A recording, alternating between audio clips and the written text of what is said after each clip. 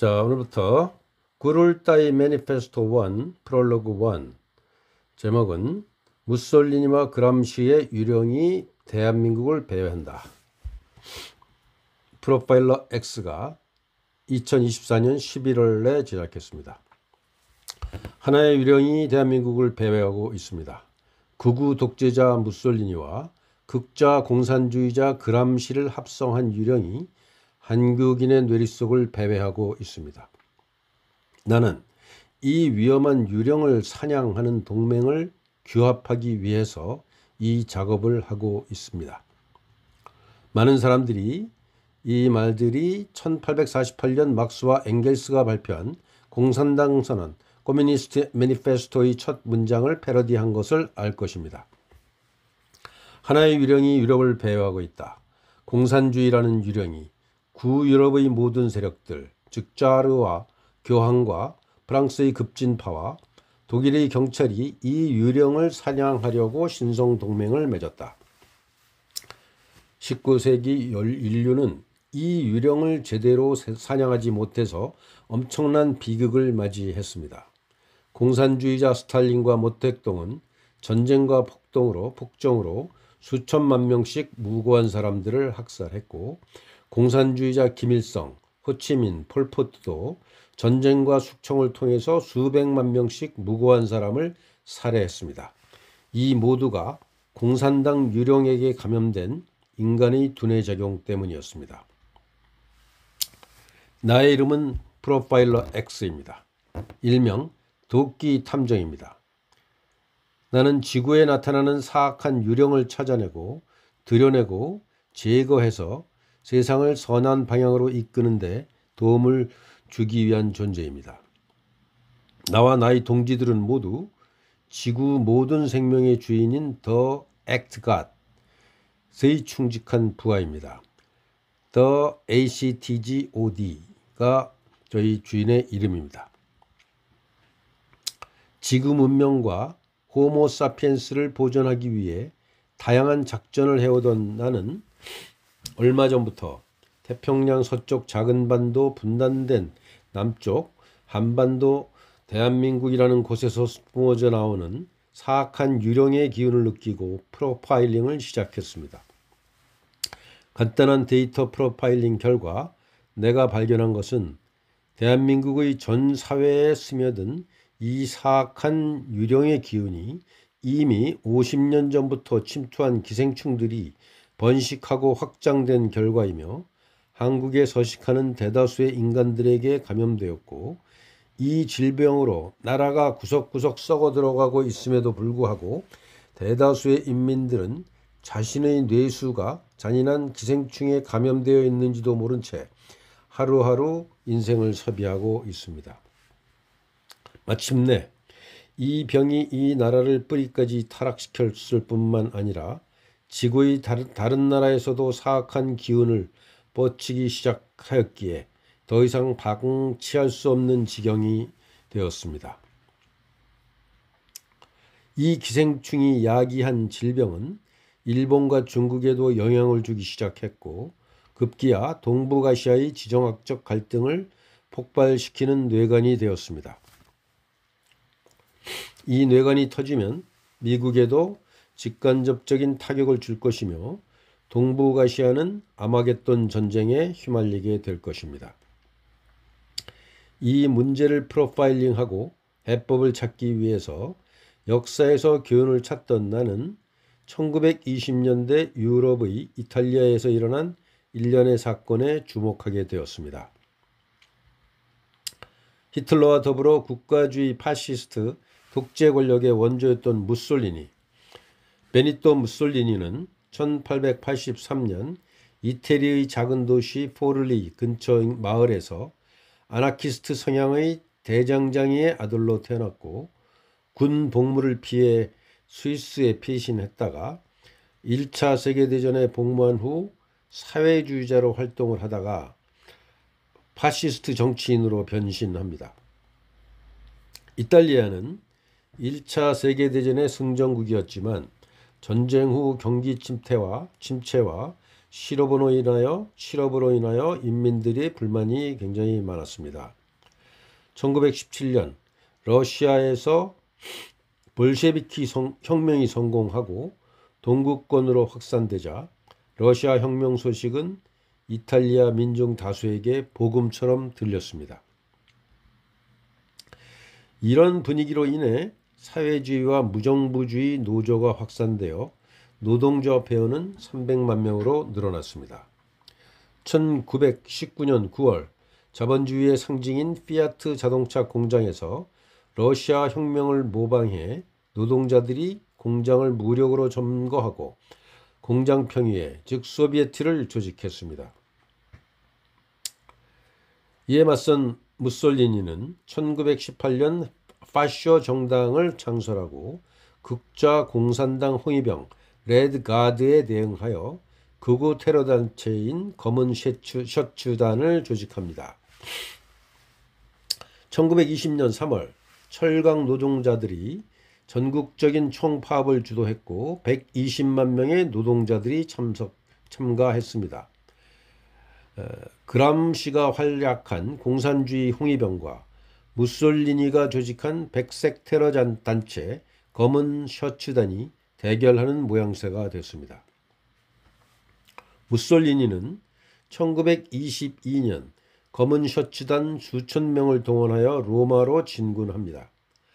무질서를 우려한 시민들은 검은 셔츠단을 적극적으로 저지하지 않았습니다.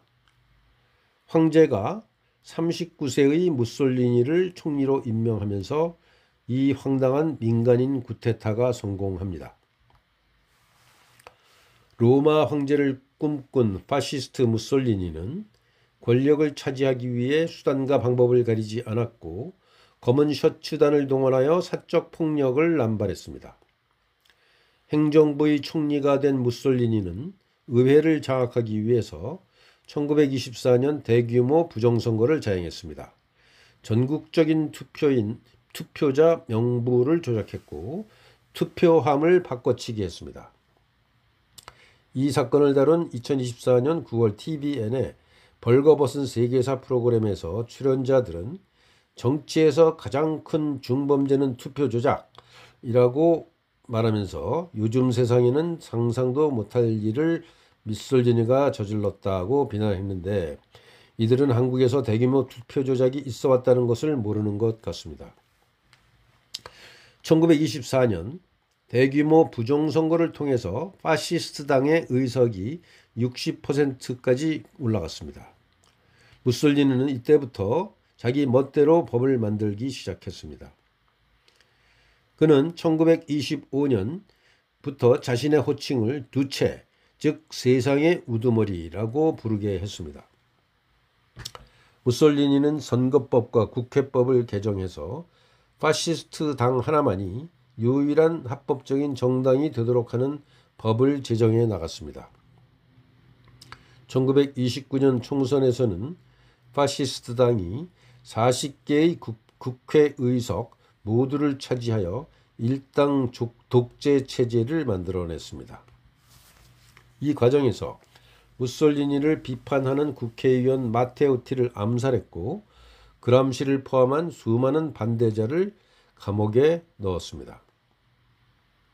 무솔리니가 내건 슬로건은 모든 것은 국가에 있으며 국가 외에는 아무것도 없고 국가에 반항하는 자는 존재하지 않는다 라면서 반항하면 없애겠다고 공공연히 선언하고 있습니다. 그는 비밀경찰을 만들어 강제 연행과 고문과 공포 정치로 절대 권력을 유지했습니다. 1938년 무솔리니는 히틀러를 모방하여 인종차별법을 만들고 유태인 말살 작업을 시작했습니다.